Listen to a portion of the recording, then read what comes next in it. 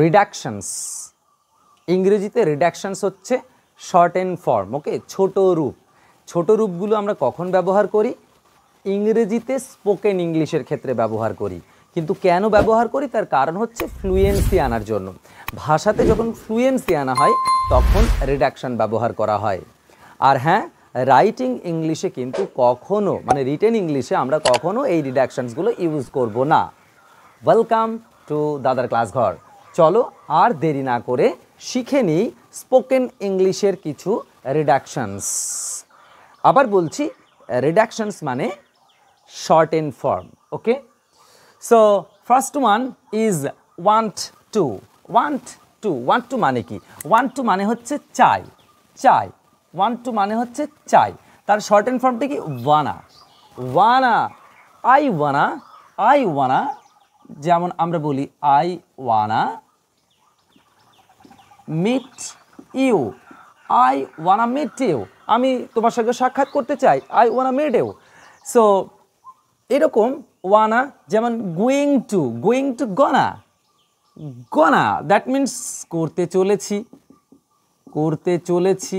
যেমন আমরা ইংরেজিতে বাক্য কী করতে পারি?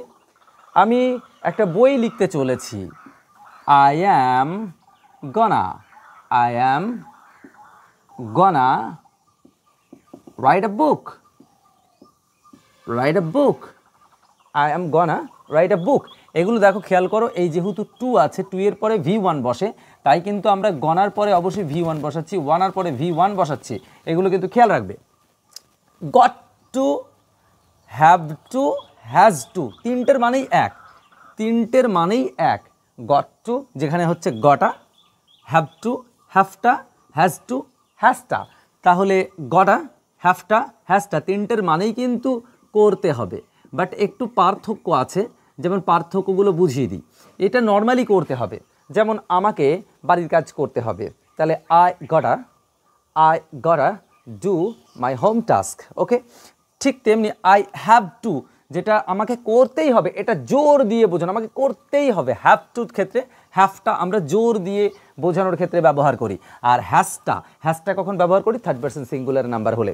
সো এরকম আমরা বাক্য লিখতে পারি যে আমাকে হোমওয়ার্ক করতে হবে, I gotta okay do my home task, I gotta do my home task. Next হচ্ছে দেখো, আই হ্যাভটা গো দেয়ার। এইটার মানে কি হচ্ছে?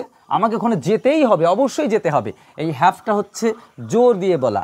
আর third person singular number she or his or any name, okay, third person singular number. So হ্যাজটা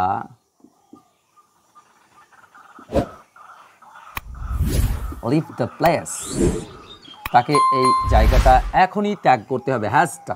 তাহলে বুঝতে পারছি গটা, হ্যাভটা অ্যান্ড হ্যাজটা এই তিনটের মানেই করতে হবে, হ্যাভটা জোর দিয়ে বোঝানোর জন্য।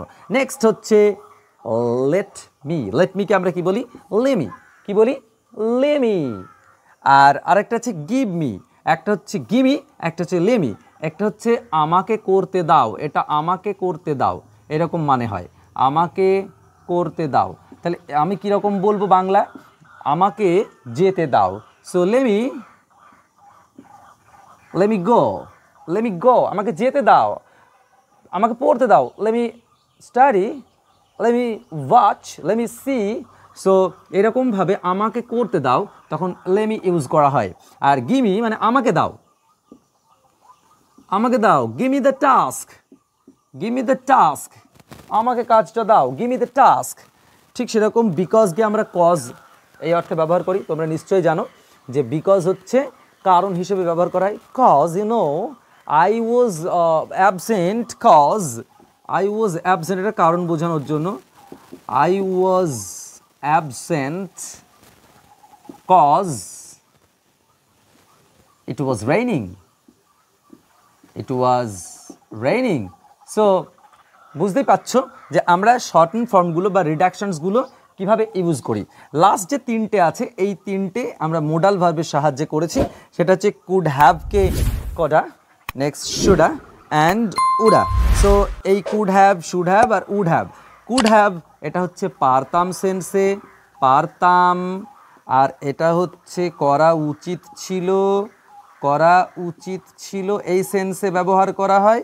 আর এটা হচ্ছে করতাম, করতাম।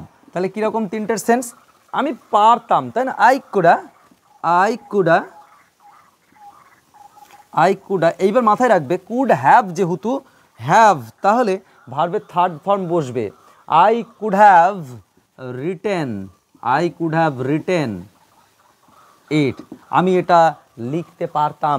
এখানে কিন্তু V3 হবে কুডার পরে, কারণ হচ্ছে এটা হ্যাভ ভার্ব রয়েছে। হ্যাভ ভার্ব থাকা মানে V3 হবে। ঠিক সিমিলার ওয়েতে আই শুড হ্যাভ বা উই শুড হ্যাভ, তার মানে উই শুডা হেল্প, ইডি হবে হেল্পড হিম। ওকে, হেল্পড হিম। আর লাস্ট ওয়ান, আমি করতাম, অতীতকালে কোনো একটা কাজ করতাম, তাহলে কি হবে? দে উডা ওয়াচড মুভি। সো এই হচ্ছে আমাদের রিডাকশনস, সেই রিডাকশনসগুলো আমরা খেয়াল রাখবো যে কখন কোনটা আমরা ব্যবহার করছি। আর সব ক্ষেত্রেই মোটামুটি ভার্বের ফার্স্ট রূপ বসছে, শুধুমাত্র লাস্টের যে তিনটে, এই তিনটের ক্ষেত্রে আমরা ভার্বের থার্ড ফর্ম ইউজ করেছি। তোমাদের এই 10টা 11টার মধ্যে কোন রিডাকশনটা বেশি পছন্দের হলো বা ভালো লাগলো সেটা কমেন্ট সেকশনে জানাবে। আর এই ধরনের ভিডিও আরও যদি পেতে চাও তাহলে প্লিজ কমেন্ট সেকশনে জানাও। আর সাবস্ক্রাইব অ্যান্ড শেয়ার, জুড়ে থাকার জন্য থ্যাংক ইউ।